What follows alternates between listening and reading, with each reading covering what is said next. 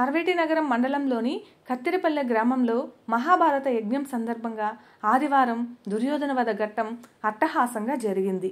ధర్మరాజుల ఆలయ ఆవరణలో బంకమట్టితో దుర్యోధనుడి బొమ్మను రూపొందించి పూజలు జరిపారు.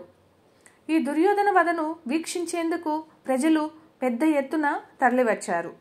దుర్యోధనుడు భీమసేనుల మధ్య యుద్ధ సన్నివేశాలు, పద్యాలు భక్తులను అలరించాయి. మహాభారతంలో ఇంతకీ ఏం జరిగింది? అర్జునుడు కర్ణుడిని చంపిన తర్వాత దుర్యోధనుడు శిబిరం నుండి బయలుదేరతాడు.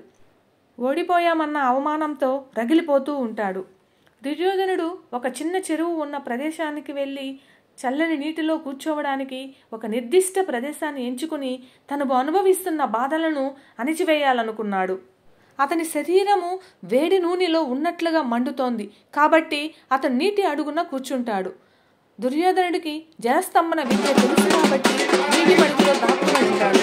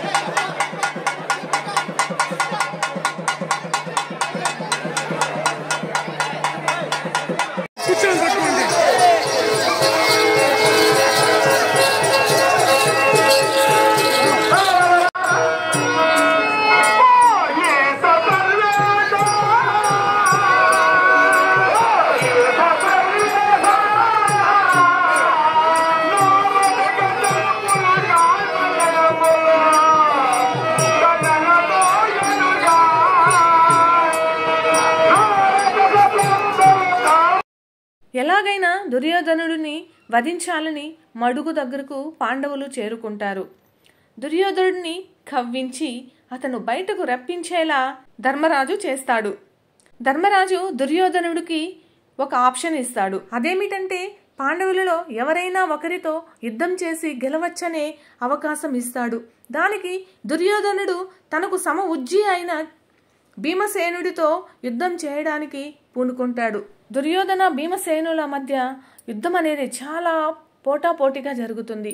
భీమసేనుడు ఏమి చేయలేకపోతాడు. అప్పుడు కృష్ణుడి సహాయంతో అతని ప్రాణం ఎక్కడుందో కనుక్కొని అక్కడ ఆ ప్రదేశంలో గట్టిగా కొట్టడంతో దుర్యోధనుడిని చంపుతాడు. ఇంకా మన మహాభారత నాటకంలో చూద్దామా? ఇక్కడ దుర్యోధనుడికి భీమసేనుడికి మధ్య పోటీ అనేది పద్యాల రూపంలో జరుగుతుంది. సో పోటాపోటీగా ఇద్దరు బాగా పాడుతూ ఉంటారు. మధ్య మధ్యలో చదివింపులు వస్తూ ఉంటాయి, అవి స్వీకరిస్తూ ఉంటారు.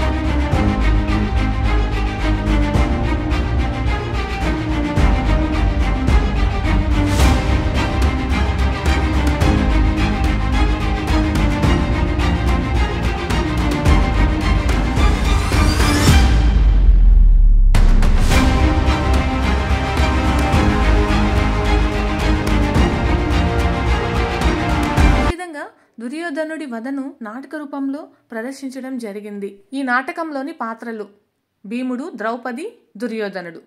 మహాభారతంలో దుర్యోధనుడి వధ ఎలా జరిగిందో తెలుసుకున్నారు కదా. మీకు ఈ వీడియో నచ్చినట్లయితే లైక్ చేయండి, షేర్ చేయండి, తప్పకుండా సబ్స్క్రైబ్ చేయండి. Thank you for watching.